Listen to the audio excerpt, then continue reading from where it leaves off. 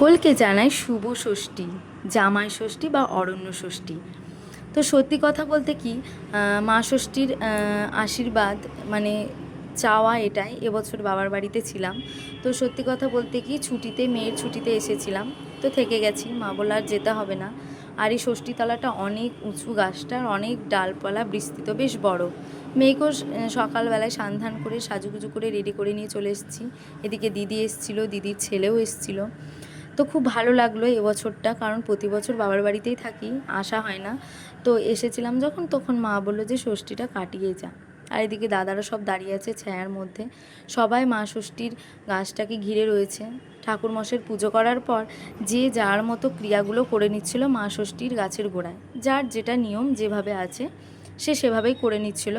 আমিও করে নিয়েছি।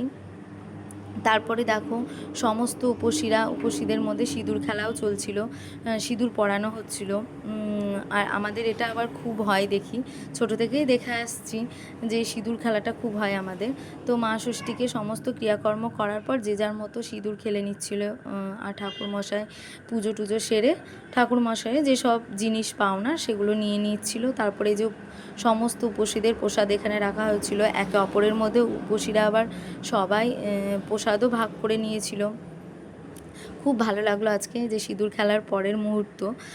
তো সত্যি কথা বলতে এবছরের ষষ্ঠীটা বেশ আলাদা রকমই হলো, বেশ আনন্দও হয়েছিল। এদিকে বড় দাদা, এদিকে মাসি, একদিকে মাসি হয় একদিকে জেঠিমা হয়, তো বেশ ভালোই লাগছিল।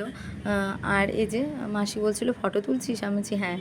তো ফটোও তুলে নিয়েছিলাম, কয়েকটা মাসি এভাবেই দাঁড়িয়েছিল, যেহেতু বুঝতে পারেনি। তো চলো, আজকের মতো ভিডিওটি এখানে। আজ খুব ভালো লেগেছে, তোমাদের সঙ্গে দেখাবেন।